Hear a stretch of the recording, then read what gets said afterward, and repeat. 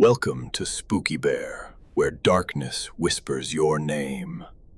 And today, please enjoy The Forgiveness Door.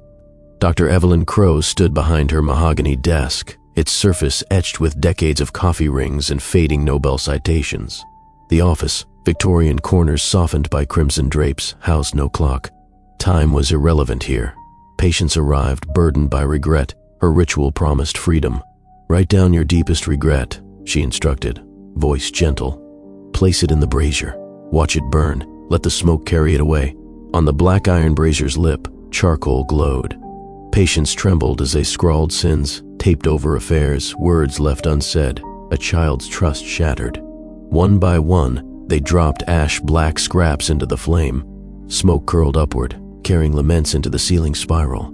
They left transformed, shoulders uncurled, eyes clear, a lightness in each step. Evelyn smiled, jotting notes, therapeutic success after therapeutic success. She'd invented something sublime, a way to unburden the soul. A week later, Miss Hartman returned, pallor drawn. "I haven't slept. In my dreams, there's a door." She unzipped her coat to reveal chalk-white arms. "It sits in my living room. I can't ignore it. It whispers my name." At home, she'd delayed sleep, living in her study beside the door's silhouette on the wallpaper. When dawn came, she found fresh gouges on hardwood, claw marks, as if something demanded exit. Another patient, Mr. Lewis, confessed, "I saw it in the hallway, behind my son. I tried to ignore it. I stepped on it, kicked it. It never moved." Then, in the next room, my wife woke screaming, "He's here." He, a rotting figure, wearing my face. Only after Miss Hartman and Mr. Lewis described their doors did Evelyn sense the ritual shadow. Ash might release regret, but regret itself had roots. The brazier did not destroy. It summoned. Evelyn stayed late one night, determined to test the door. She penned her own regret, her failure to save her brother from addiction. With trembling fingers, she set it aflame. The smoke curled blacker than sin. She inhaled, waited, and found herself in darkness. Her office had vanished. In its place, a narrow hallway under a sickly green light. At the end stood a door, ancient oak, iron-bound, no handle. The brazier's embers blinked on the floor, but the room was cold. She approached. The door pulsed, as though breathing. A voice from beyond rasped, "Dr. Crowe." Her heart pounded. She reached a hand to the door, iron warmer than blood. She pulled, but a knock snapped her awake, her own voice echoing from the corridor. The brazier lay empty. On her desk, the ash of her confession coalesced into letters, "You must open." That night, Evelyn's patient roster grew frantic. Mrs. Hartman barricaded herself in linen closets. Mr. Lewis's wife burned all mirrors. Only reflections of his corpse remained behind glass. Evelyn wondered if the ritual had freed them, or damned them to this loop of terror.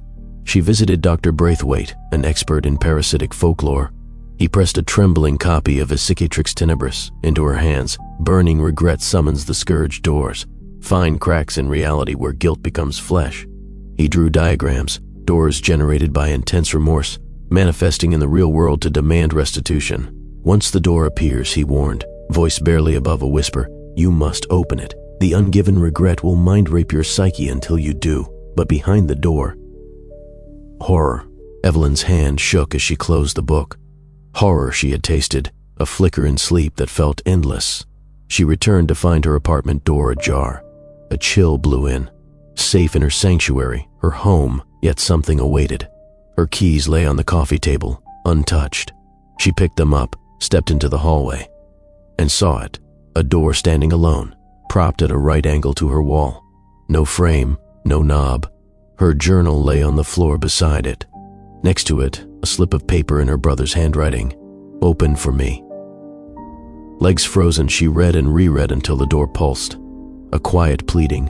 Evelyn realized the brazier's ash must have borne her regret into her own home. Now, her brother's ghost demanded payment. She sank to the floor.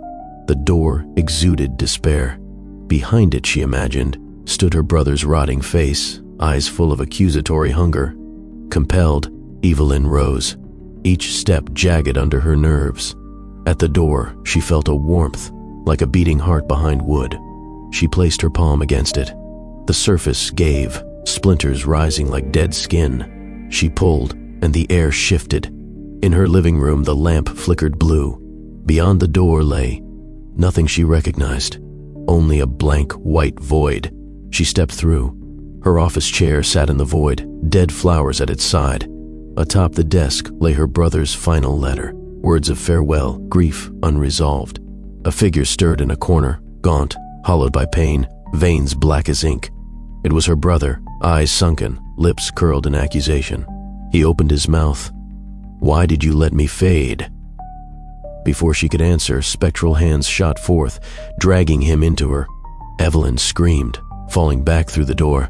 She landed in her living room, stained with pale light. The door was gone. Evelyn wept into the morning's pale sun. Guilt, once liberated, caged her. She knew what she must do: open the door for every patient, lead them through to face their guilt incarnate. Then, stand servant at the threshold, screen each regret, offer absolution by guiding each soul back from horror. Night after night, she burned new regrets in the brazier. Each morning, a door waited, framed against her walls like a wound. She opened each. She summoned every rotting figure of grief, fear, shame. She whispered apologies and coaxed their stories until compassion healed the wound. The fungus-like guilt retreated, dissolving into ash. Behind the doors, the void receded, restoring her office, her life. But each night her brother's door appeared once more, unyielding. His letters piled higher. Evelyn knew she could never free herself. The door demanded eternal service. In a quiet town, Dr. Evelyn Crow's practice flourished. Patients praised her ritual. They left unburdened until, of course, they returned. She greets each at dawn. Write your regret. Burn it. Open the door. Behind each door, the figure awaits. Guilt incarnate. Evelyn leads them through, holds them as they confront their horror, and guides them back. Then she seals the door until sunrise. In the silence after each night's service, Evelyn stands before the threshold with her brother's letter. "Did you forgive me?" She places her hand on the door's cold wood. "Yes," she whispers. But the door groans, unopened, waiting for her final step.